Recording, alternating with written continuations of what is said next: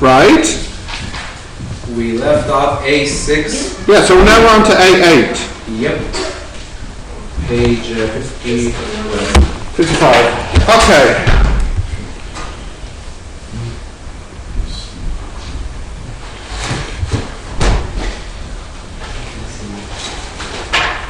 First part for 1 mark.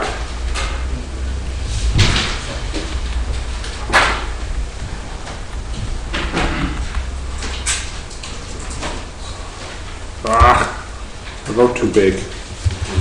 Perfect, oh my goodness. Page 55.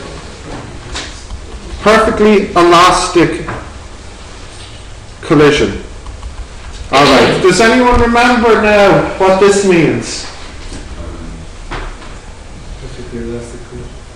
No one remembers? Joshua, were you really? Yeah, I thought. Sit down, now just sit down. Perfectly elastic collision. Does anyone remember what this means? Dana, you remember? I remember a little bit. Remember a little bit. Tell me what you remember.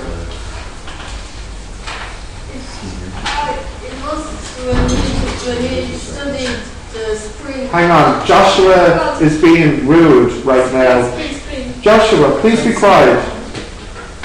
Dana, what are you saying? You forgot, okay. Joshua, do you have your phone? Of course you do, because I saw you using it today. You can open the exam book on that. Come on, stop annoying me. Right, perfectly elastic collision. For those who have forgotten, this means the kinetic energy before the collision. is equal to the kinetic energy after collision. Yeah.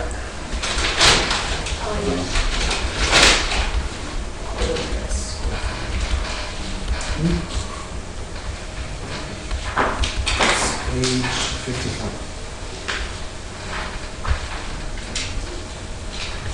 1 mark. Yep. Why is there mumbling? What could possibly be the problem? What's wrong, guys? Page 55, question 8. I can't help you with that, I'm sorry. Right, can I go to the B part now? Yep. A block of wood, 2.3 kilograms, is suspended at rest on the lower end of a very long string. A bullet of mass .085 is fired into the block with that speed. Alright, so I'll draw it here.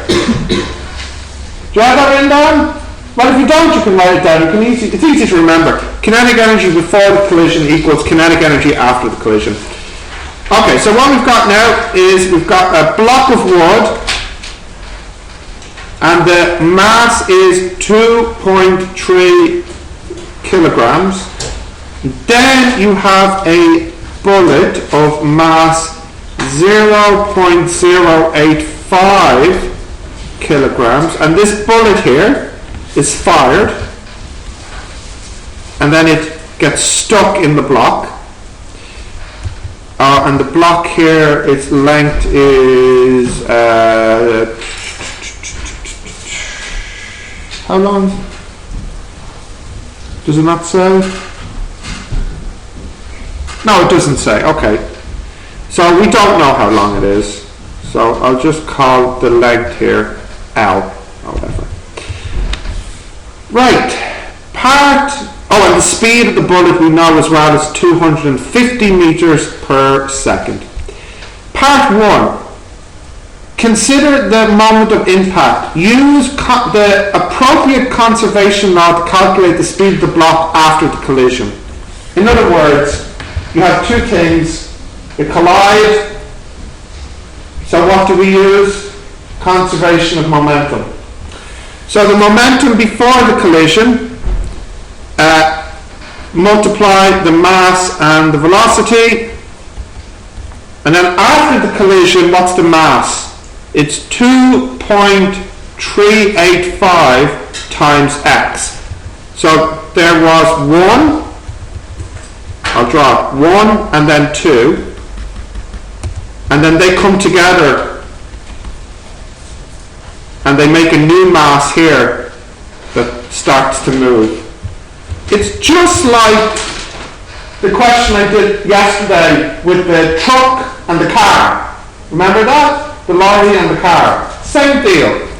Right, so no problem, I can get my x here. 250 times 0.085 divided by 2.385, and I end up with a speed of 8.909, so 10 meters per second.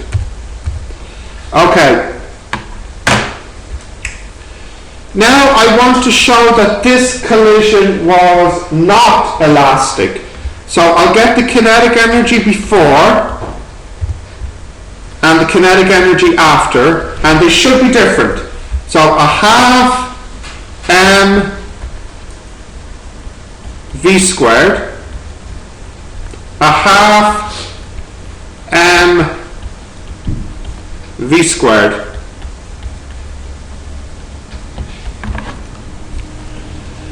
A half times m times 250 squared, so that is 2656 joules. A half times 2.385 times 8.91 squared, that is much less, 94.67 joules.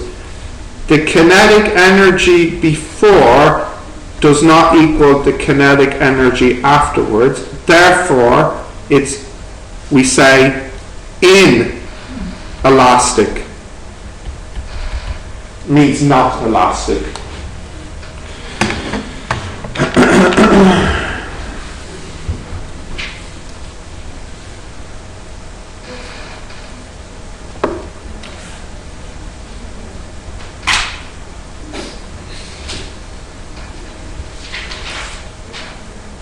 Okay.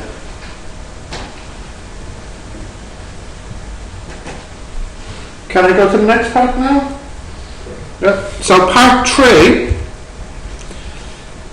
is, they say that you have the block and the bullet together, and they'll swing up to some height, and they would like to know what is this height here.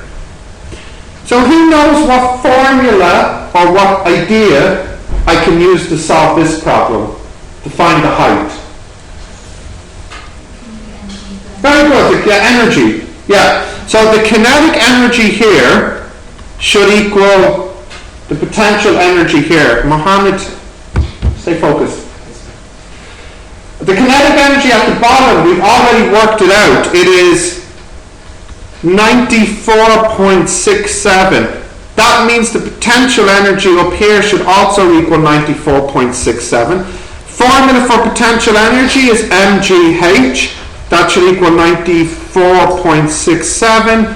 So the height is 94.67 divided by 2.385 times 9.81. 94.67 divided by 2.385 times 9.81. That's quite large. 4 meters. 4.04. 4.05 really meters.